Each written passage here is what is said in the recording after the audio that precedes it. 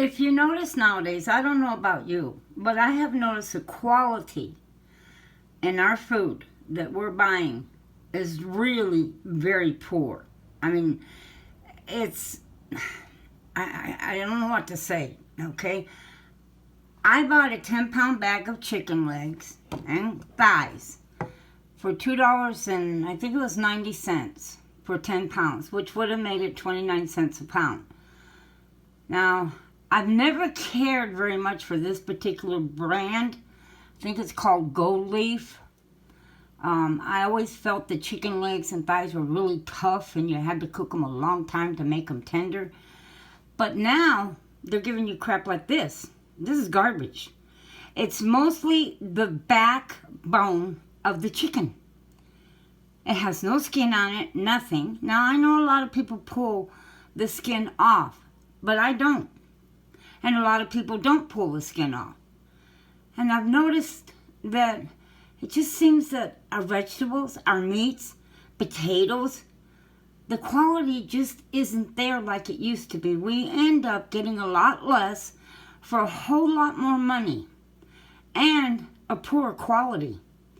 You end up with less legs than thighs. Now, a lot of people might not, have a problem with that. Well, I have a problem with it myself because this is actually a big chunk of the back. This is your back of your chicken. And that's what you're getting. And there's quite a few of these in this 10-pound bag, which means you're really not getting as much chicken meat as you should or as you did before, because they're throwing big chunks of the back into your bag also to make up for that 10 pounds. Okay, I have the chicken that I put it in a pan and added water to it, and I added some cabbage here. I'm going to make 2 different meals with this chicken. One's for me, one's for my Nutter Butter. I'm going to take some of this chicken out and I'm going to make mole with it. And the rest of this, I'm just going to make basically, I don't know, a made-up soup. I don't eat chicken noodle soup really. I try to watch processed foods because I have a problem with my joints and they hurt really bad when I eat too much processed food. So I'll show you what I'm going to do with the rest of this chicken and this nice chicken broth and the cabbage. But I'm going to add some other things to it that you may not have seen done before. I don't know. Maybe you have. Okay? But I'm going to take some of this chicken out first. Okay, what I have here is some broccoli, some zucchini, and some cauliflower. And I'm going to add all of this to the chicken broth that I made when I cooked this chicken. Now, I'm going to add a little bit of salt and pepper to this, and that'll give it some good taste. And I had a couple of bay leaves I put in the beginning. I forgot to show that. But we're going to get this in this soup mixture. It's only got one little tiny piece of chicken. I'm going to probably be eating this myself for the next 3 or 4 days. I do it for my joints. It helps. And it helps a lot.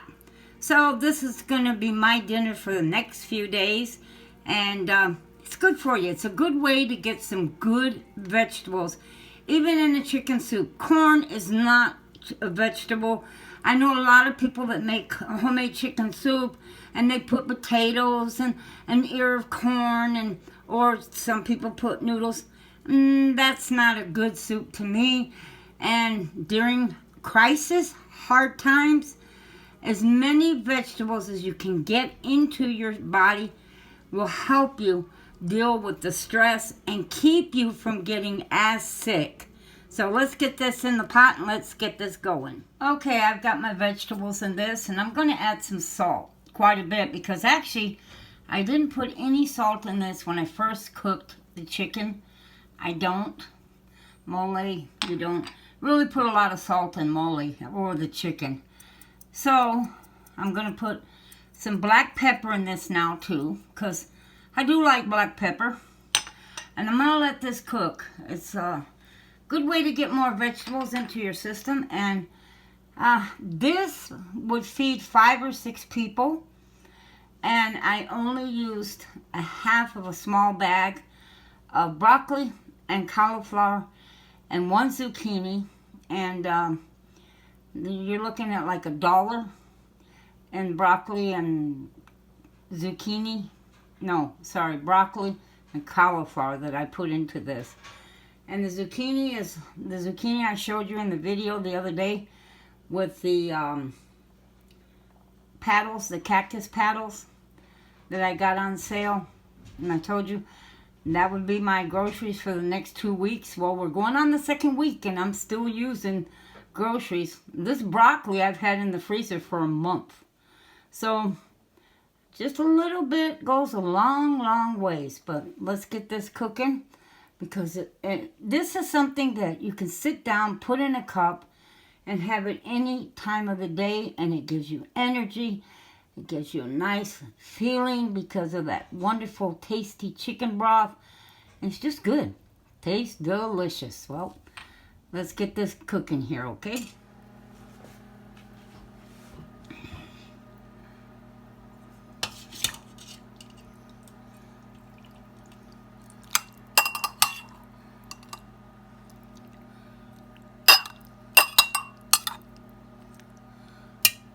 Down in here is my broccoli. I was trying to fish around in there and show it to you, but I couldn't. Here's the cauliflower. There's a little bit of the broccoli right there. But I will eat this right here for the next 3 or 4 days. This is hard. I'm holding the camera and trying to scoop out the soup at the same time. But I will be eating this for the next 3 or 4 days.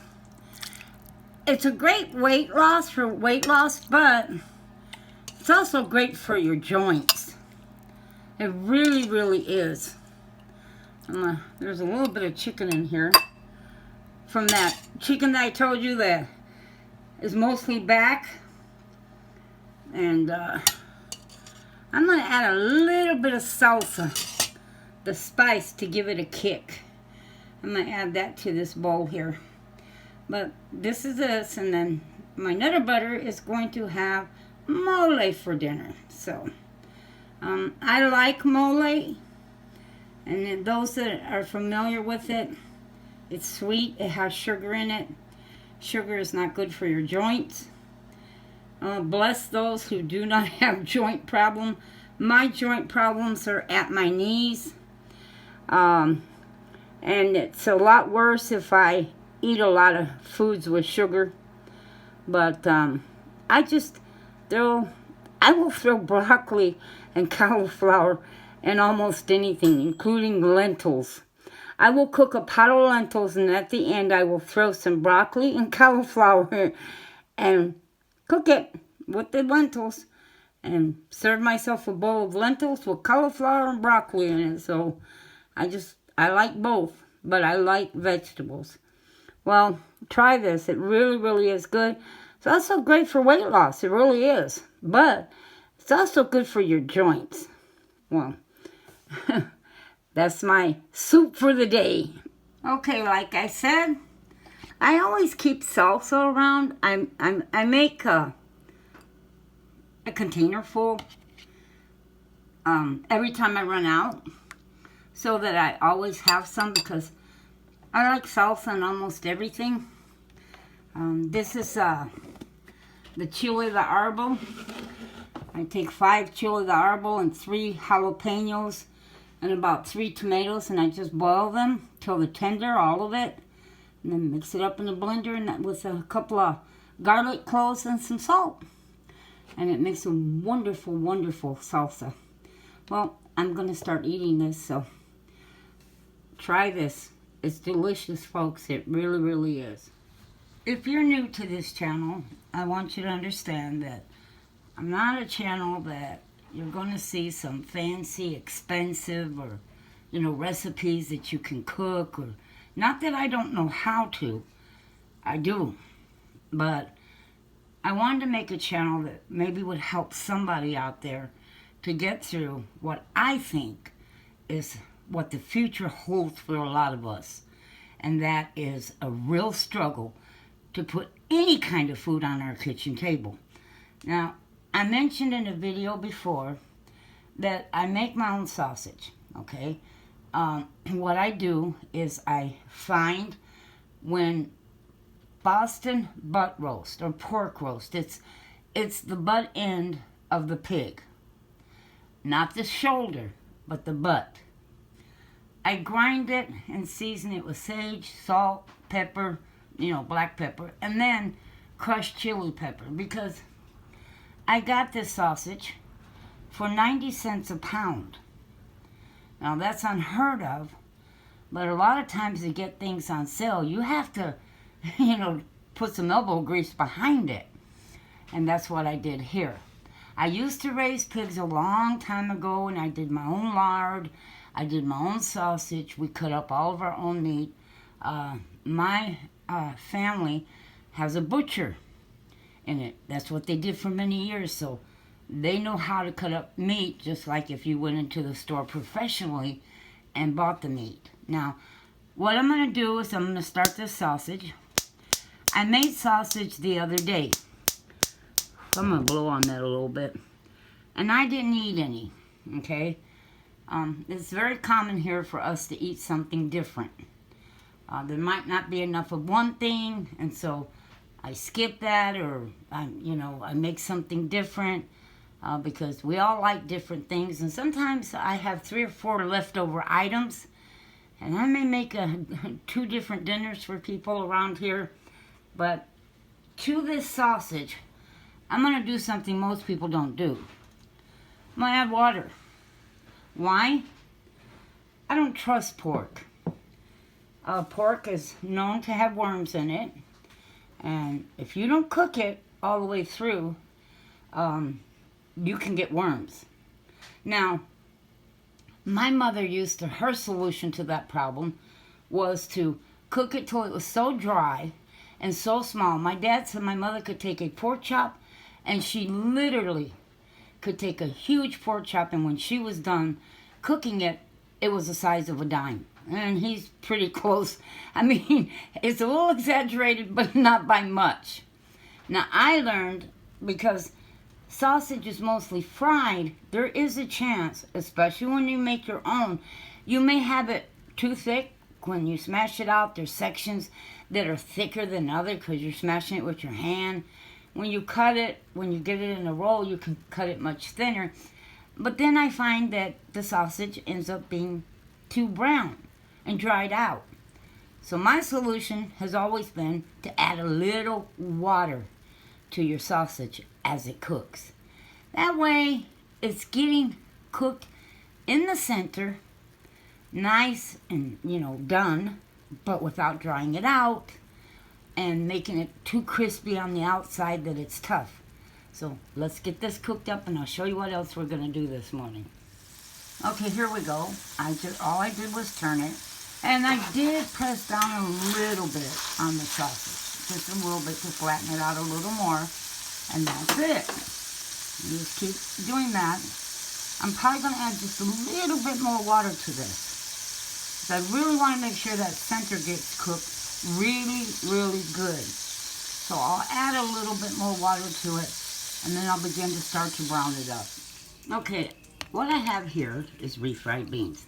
Now these, they're not refried yet, but they're just cooked. I usually cook a container about this size, and it will keep me about a week so that I can have refried beans or a bowl of beans for any time that I want.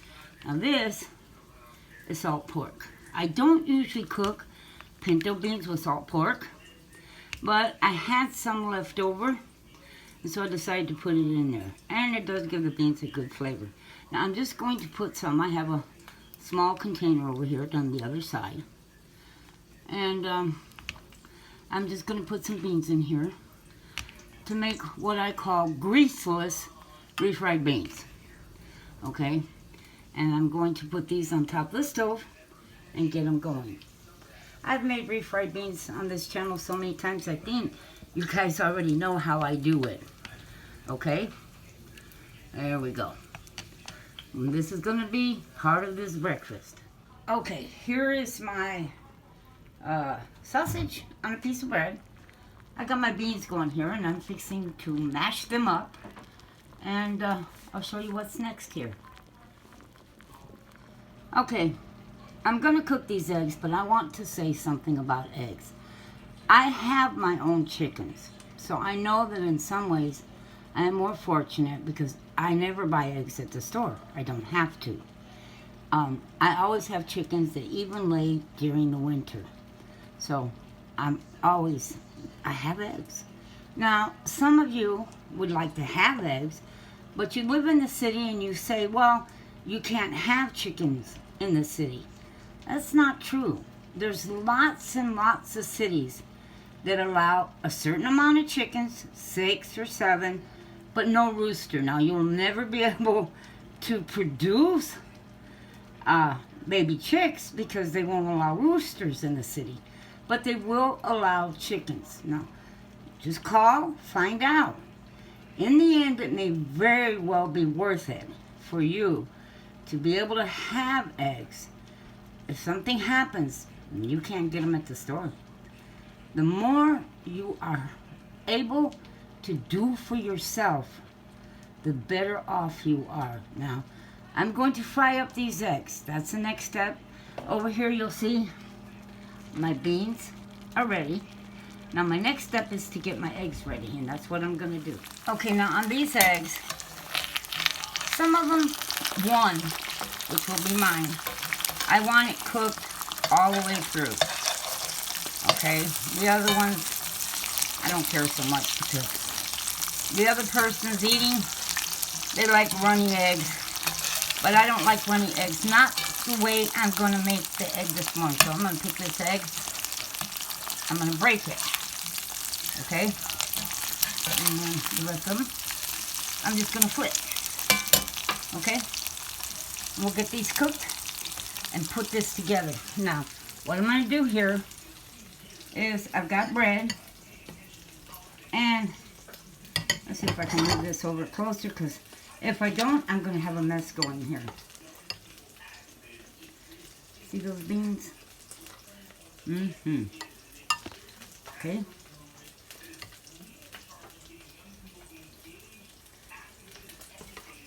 I told you, beans and eggs, flour and sugar can save you.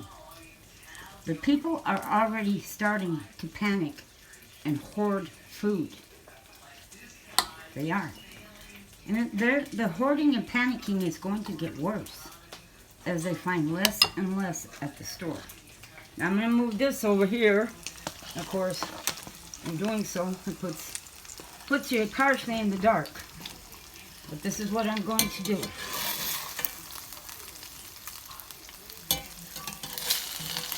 Makes it easier to put it all on one plate, and that's it.